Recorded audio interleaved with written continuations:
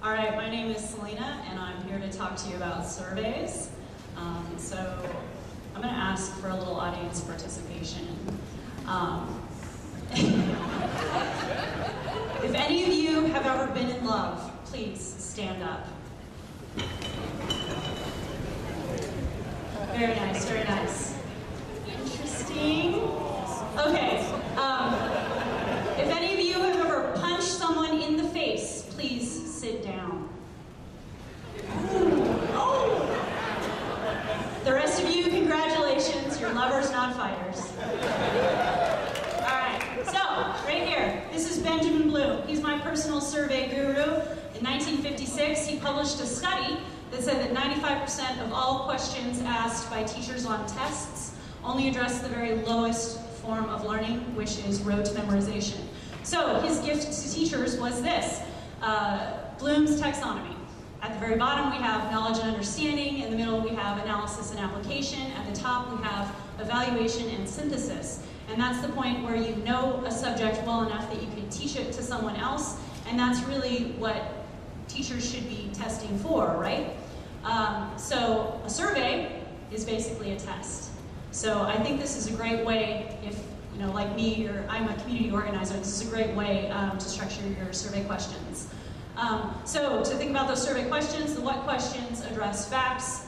This is what you're trying to find out. You're trying to find out, you know, who someone is and what maybe they're doing.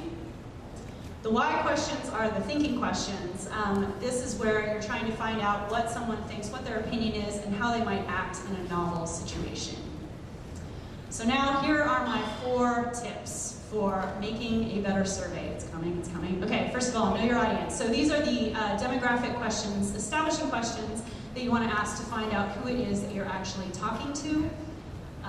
And here's coming up an example from the Pearl survey. So they asked the question, you know, what's your biological sex? Find out, unsurprisingly, only 4% are female. This is something that we'd really like to change about the community, getting more women involved. Here's another question that we asked. How many years had someone been programming? You can see every 5 years there's this strange spike. That's not because every 5 years lots more people start programming, it's because people like nice round numbers. So if you don't want nice round numbers, be sure to ask a more specific question. My second tip is to eliminate distractions.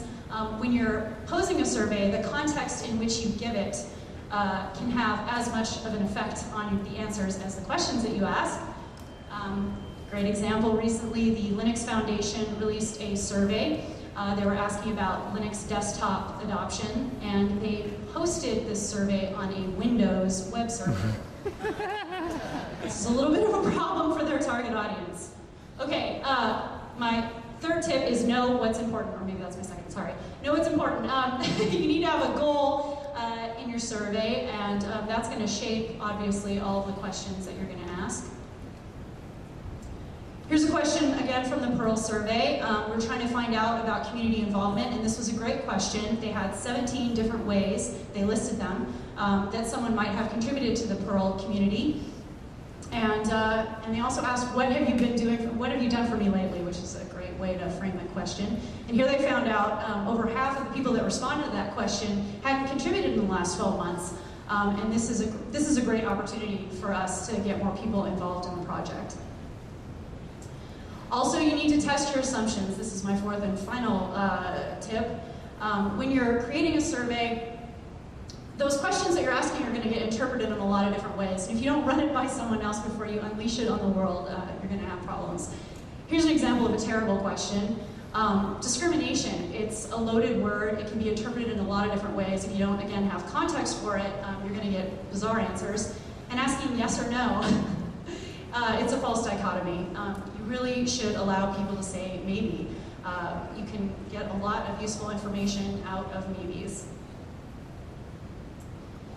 And my final example is from a recent survey that was published. The results were published, the A List Apart survey. Here they asked maybe, and wow, yeah, talking about ethnic bias, and I mean, that's a pretty significant response. Other surveys also ask the question, like, is this question important to you? Rate that from 1 to 5, and that's another great way to find out whether you're asking the right questions. So So, to sum up, know your audience, eliminate distractions, know what's important, and test your assumptions. Thank you.